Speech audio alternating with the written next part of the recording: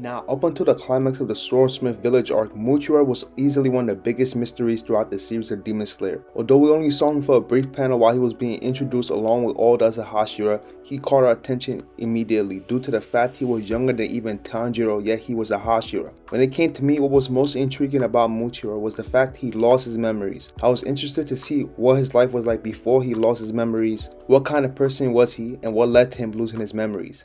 After we dove into his backstory and found out about his life before becoming a Hashira and losing his memories, we learned that just like many characters in Demon Slayer, Muichiro had a tragic past, but a very well written backstory. What is good YouTube? It is your boy Anime Devil Hunter, and today I will be explaining one of my favorite characters in Demon Slayer, Muichiro the Mist Hashira. Before we get into today's video, if you are new to Anime Devil Hunter, welcome.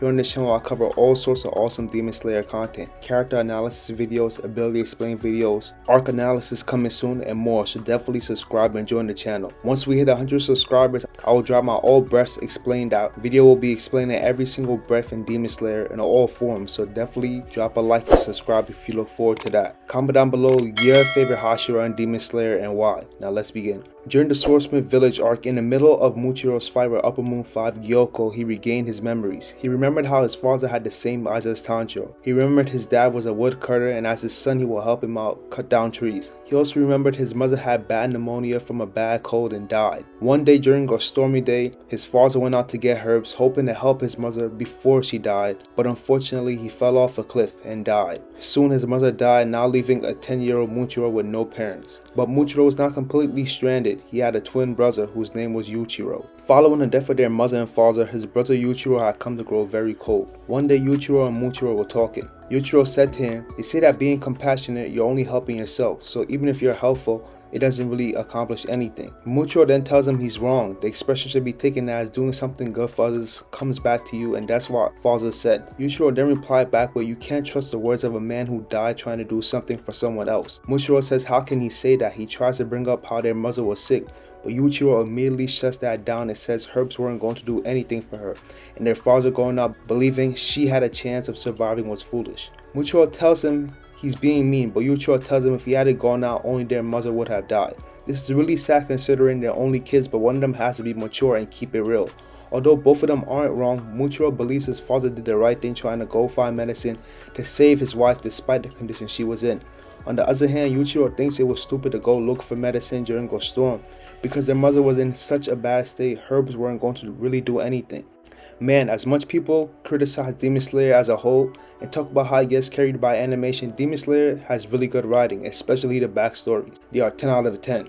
But back to the main topic. Muichiro starts crying and tells his brother not to talk like that, and cold-blooded Yuichiro tells him straight up he's just being honest. Yuichiro then goes on to add the Mu and Muichiro is Mu, like a big dumb cow. This conversation is pointless, nothing can change the past. He then adds the Mu and Muichiro is Mu. Muichiro then recalls his brother had a harsh tongue, and he realizes that while his memories have been gone, he may have been acting just like him this whole entire time. He then recalls that he felt really constricted while living with his brother. He thought he was cold, and he also thought Yuichiro hated him. One day during the spring, a lady came to visit them. This lady was Yubayashiki's wife. She had come down to tell them about their incredible lineage and had tried to convince them to train under the Demon Slayer Corps and help fight and take down demons. This of course led to another argument between the two, as Muichiro was upset that Yuichiro spoke rudely to her and drove her away. Following that, Muichiro said to Yuichiro in excitement, "Wow," she said, "we're descendants of swordsmen. We're from the family of incredible people who used their very first form of breathing techniques." Yuichiro then replies, "Who cares? Hurry up and wash your rice." Muichiro says, "Hey, let's become swordsmen. We can help people who have trouble with demons. If we did, I'm sure." And mind you, in the middle of this, Yuichiro was cutting vegetables. After chopping the onion in half once, he continues to chop aggressively, startling Muichiro. He then furiously yells to Muichiro,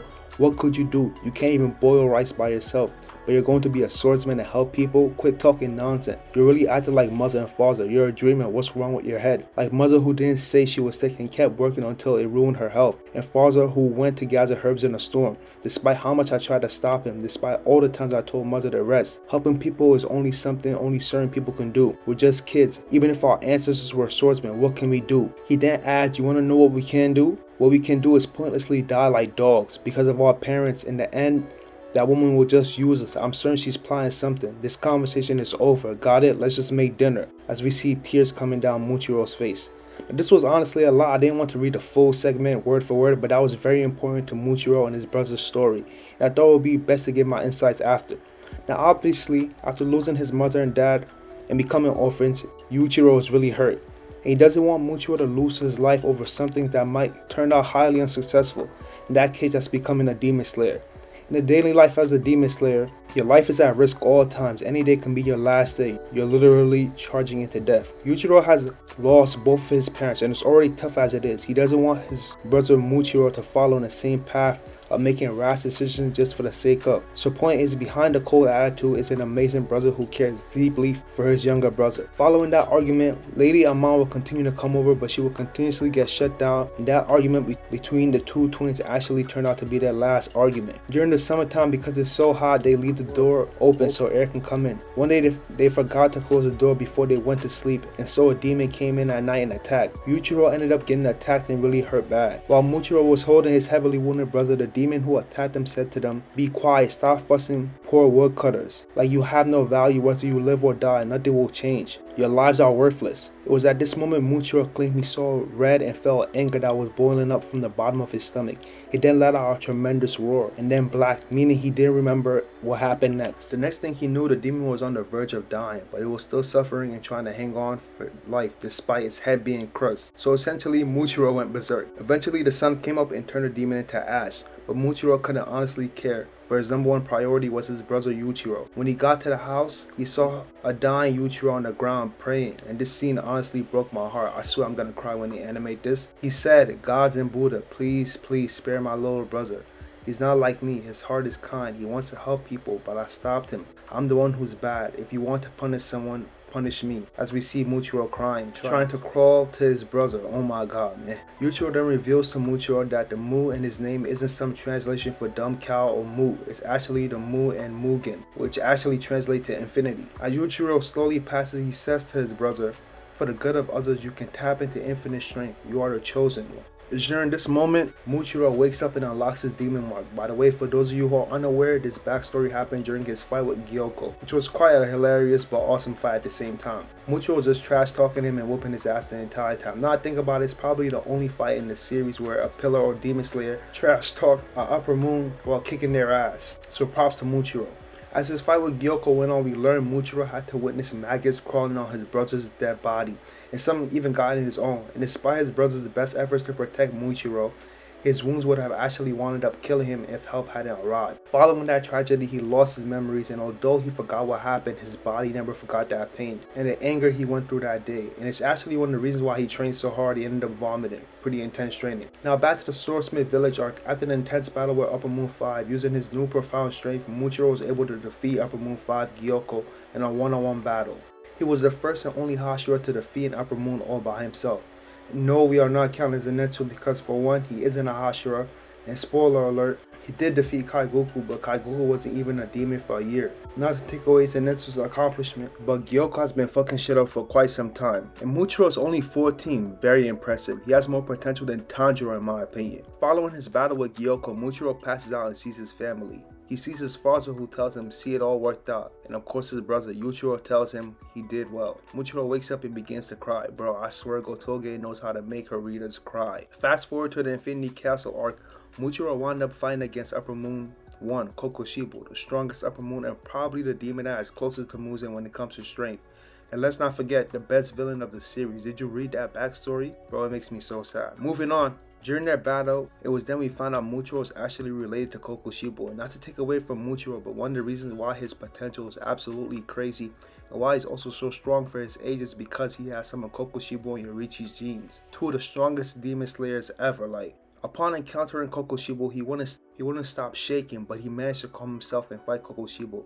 Even Kokushibo acknowledged how he was able to go from being shook to quelling his anxiety. Throughout his fight with Kokushibo, complimented Muichiro multiple times for how strong he was for his age, and even tried to convince him to become a demon, but of course Muichiro declined. What's up with these upper moons trying to convince people to become demons after they see how strong they are? Despite Muichiro putting forth his best efforts to take down Kokushibo and even activating his demon mark, Kokushibo managed to cut off his arm with ease. Unfortunately, Muichiro was no match for Upper Moon 1. Why? Because he's so fucking awesome. Now let me chill, but Kokushibo was a tank that took Saname, Gyome, Genya, and Muichiro to get took down.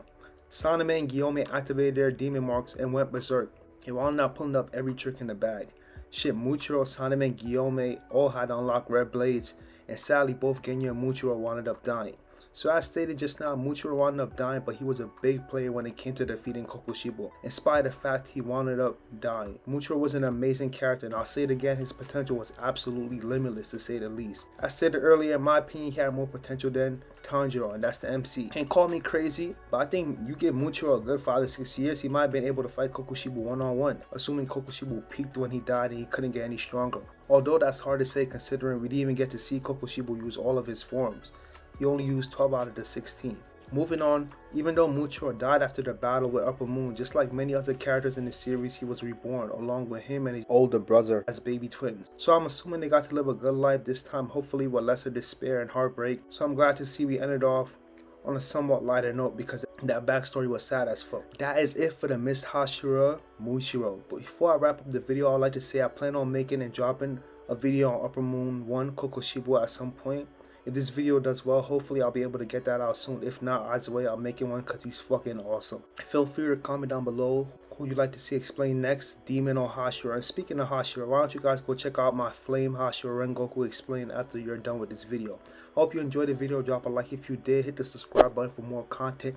It is your boy Anime Double Hunter. And I hope you have an awesome day. Thank you so much for watching. See you in the next one. Peace.